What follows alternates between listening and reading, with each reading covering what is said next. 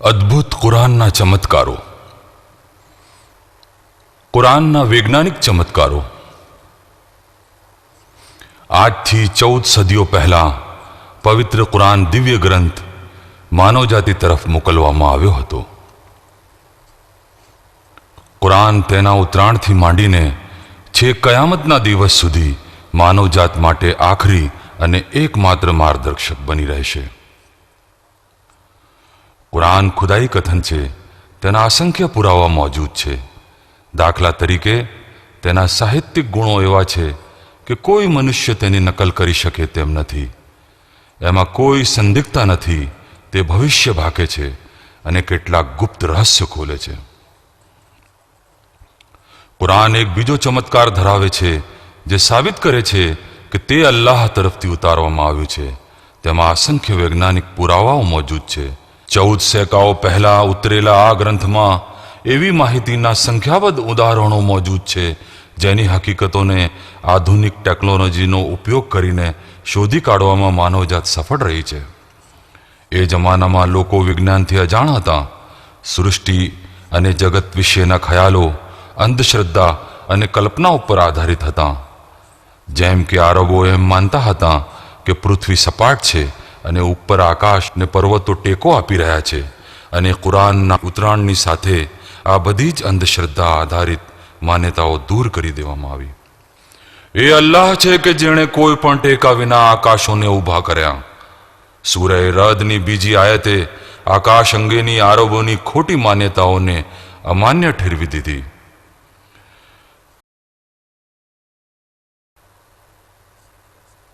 આ જગતની રચનાથી માંડીને માનવીનું સર્જન, વાતાવરણના માળખાથી માંડીને પૃથ્વીનું સંતુલન, જેમના વિશે એ જમાનાનો કોઈ માણસ જાણી શકતો ન હતો, એવા અનેક મોટા મોટા વિષયોની ઉપર કુરાન માહિતી ધરાવે છે। તાજેતરમાં થયેલી વૈજ્ઞાનિક શોધખોળો એ દર્શાવે છે કે આ માહિતી કેટલી ચમત્કારિક છે। જગતનું સર્જન 20મી સદી દરમિયાન દુનિયામાં બધે જ એવી માન્યતા પ્રવર્તી હતી કે જગત અનંત છે। આ માન્યતાને સ્થિર જગત મોડેલ તરીકે ઓળખવામાં આવે છે કે આ જગતનો કોઈ આરંભ ન હતો તેમજ કોઈ અંત પણ નથી। ઘણા વર્ષો સુધી વૈજ્ઞાનિક જગતમાં આ જ માન્યતા પ્રવર્તી હતી। આ ભૂલ ભરેલી માન્યતાને ભારે ઝાટકો ત્યારે લાગ્યો જ્યારે આ વિચારધારાનો પુરાવો મળી આવ્યો।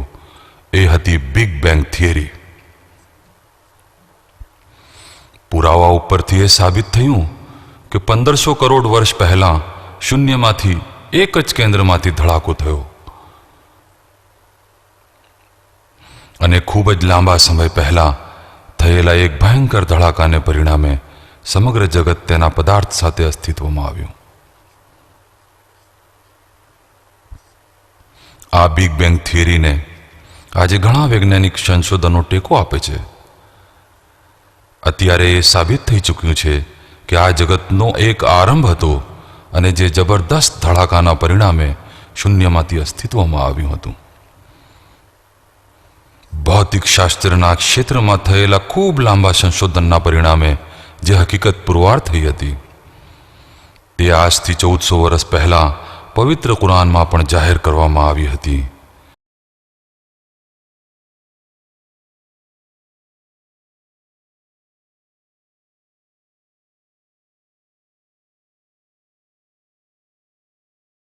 તેણે શૂન્યમાંથી આકાશો અને ધરતીનું સર્જન કર્યું।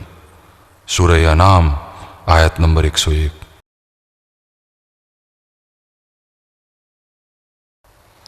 વિસ્તરતું જગત।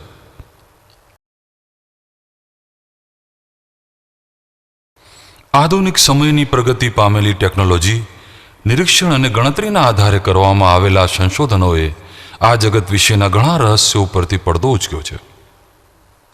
એમાંની એક હકીકત એ છે કે આ જગત સતત વિસ્તરી રહ્યું છે। વિસ્તરણનો આ વિચાર સૌ પ્રથમ 20મી સદીના પ્રારંભમાં વ્યક્ત કરવામાં આવ્યો હતો। એલેક્ઝાન્ડર ફ્રીડમેન નામના એક રશિયન ભૌતિકશાસ્ત્રી અને જ્યોર્જીસ લિમેત્તર નામના બેલ્જિયમના વિશ્વ વિજ્ઞાન શાસ્ત્રી કોસ્મોલોજિસ્ટે ગણતરી કરીને એક થિયરી વિકસાવી કે આ જગત સતત રીતે ગતિ કરી રહ્યું છે તેમજ વિસ્તરી પણ રહ્યું છે.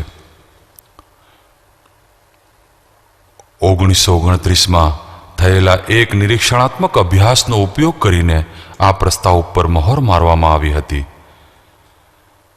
દૂરબીનની મદદથી આકાશ દર્શન કરતી વખતે અમેરિકન એસ્ટ્રોનોમર એટલે ખગોળવેત્તા એડવિન હબ્બલે એક આશ્ચર્યજનક હકીકત શોધી કાઢી કે તારાઓ અને આકાશગંગાઓ સતત એકબીજાથી દૂર જઈ રહ્યા છે.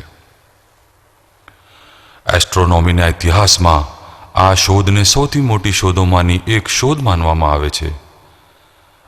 આ જગતમાં દરેક વસ્તુથી સતત દૂર જઈ રહી છે.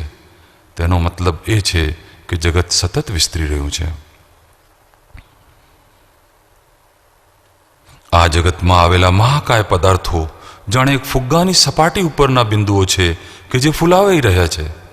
ફુગ્ગાને જેટલો ફૂલાવવામાં આવે તેટલી તેની સપાટી ઉપરના બિંદુઓ એકબીજાથી વધુ ને વધુ દૂર જાય છે.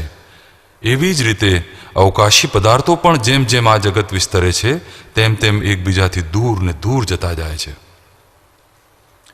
1400 વર્ષ પહેલા જ્યારે કુરાન ઉતારવામાં આવ્યું હતું ત્યારે કોઈ ટેકનોલોજી હતી નહીં, ન તો ખગોળશાસ્ત્ર જ અસ્તિત્વમાં હતું.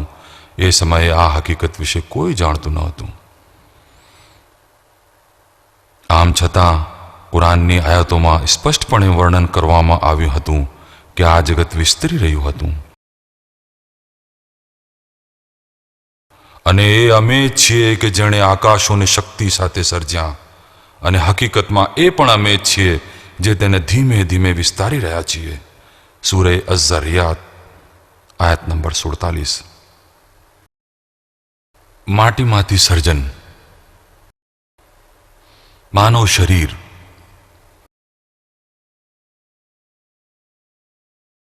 એ ખૂબ જ ઝીણી વિગતો સાથેનું ખામી રહિત માળખું હજી શોધી કાઢવાનું બાકી છે.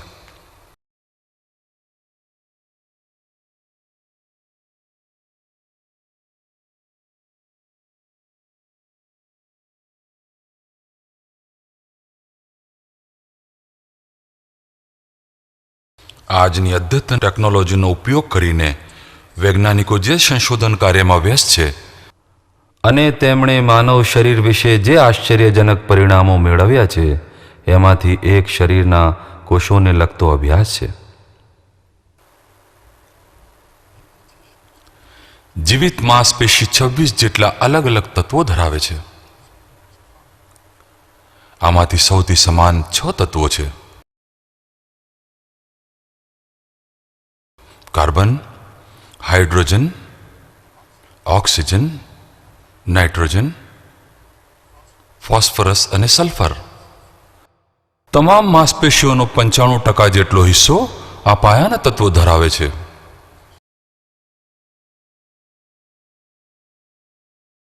કુરાનમાં જાહેર કરવામાં આવેલી માહિતી માટે આ એક મહત્વપૂર્ણ વૈજ્ઞાનિક પુરાવો પૂરો પાડે છે કે માનવીનું સર્જન માટીમાંથી થયું છે.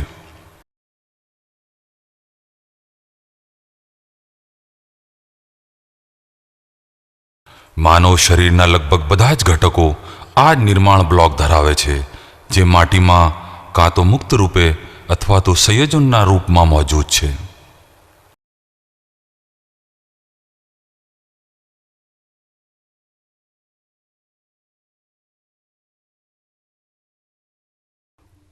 તારા માલિકે ફરિશ્તાઓને કહ્યું, હું માટીમાંથી એક માનવીનું સર્જન કરવા માંગુ છું. હું જ્યારે તેને આકાર આપી દઉં અને તેની અંદર મારી રૂહ ફૂંકી દઉં ત્યારે તમે તેની સમક્ષ સિજદામાં પડી જજો. સૂરે સ્વાદ આયત નંબર 71 અને 72. બીજી એક આયતમાં અલ્લાહ તાલા ફરમાવે છે કે અમે માનવીને માટીના સત્વમાંથી સર્જ્યો છે. આયતમાં આવતા અરબી શબ્દ સુલાલાનો અનુવાદ સત્વ કરવામાં આવ્યો છે, જેનો અર્થ પ્રતિનિધિત્વ ધરાવતું ઉદાહરણ અથવા સત્વ થાય છે. આજથી 1400 વર્ષ પહેલા કુરાનમાં જાહેર કરવામાં આવેલી એ વાતને સમર્થન આપે છે કે જે આજે આધુનિક વિજ્ઞાન પણ આપણને જણાવે છે.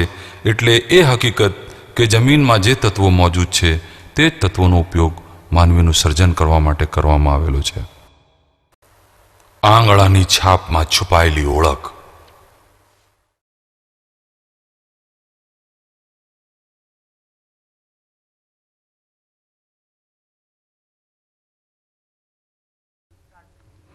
ચાલો અત્યારે આપણે એ તમામ મનુષ્યના વિશે વિચારીએ કે જેઓ અત્રે જીવ્યા તેમજ જેઓ આજે જીવી રહ્યા છે.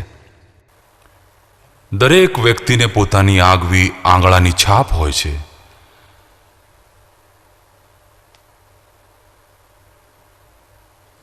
એક જ ડીએનએ ક્રમ ધરાવતા બે જોડિયા માણસોની આંગળાની છાપ અલગ હોય છે.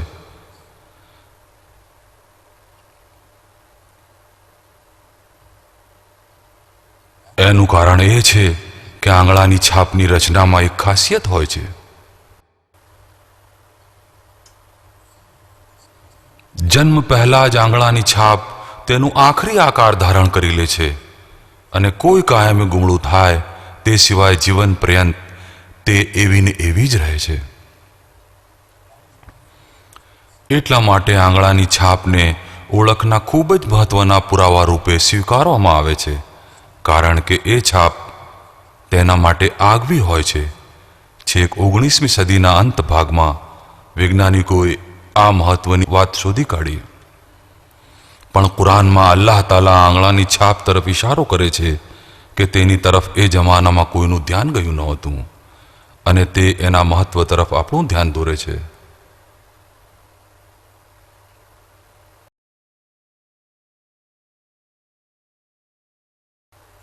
શું માનવી વિચારે છે કે અમે તેના હાડકાને ફરીથી ભેગા નહીં કરીએ?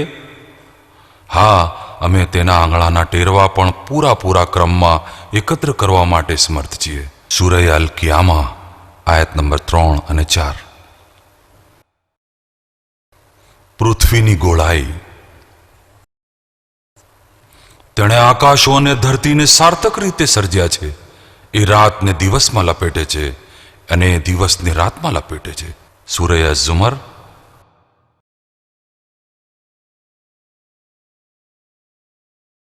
આયતમાં આવતો અરબી શબ્દ યુકવ્વિરનો અનુવાદ લપેટવું કરવામાં આવ્યો છે. અંગ્રેજીમાં એનો અનુવાદ છે એક વસ્તુ ઉપર બીજી વસ્તુ ચઢાવવી, વાળવી, જેમ કે વસ્ત્રને વાળવામાં આવે છે. રાત અને દિવસના એકબીજાને લપેટવા વિશે આયતમાં જે માહિતી આપવામાં આવી છે તેમાં પૃથ્વીના આકારની ચોક્કસ માહિતીનો સમાવેશ થાય છે. જો પૃથ્વી ગોળ હોય તો જ એ સાચું હોઈ શકે. જો કે એ જમાનામાં એવું માનવામાં આવતું હતું કે આ પૃથ્વી એક સપાટ મેદાન છે. પૃથ્વી ગોળ છે એની કોઈને ખબર ન હતી. પવિત્ર કુરાન અલ્લાહનું કલામ છે. તેના માટેના અનેક પુરાવામાંનો એક પુરાવો એ છે કે પૃથ્વી ગોળ છે, જે જમાનામાં કુરાનમાં જાહેર કરવામાં આવ્યું હતું.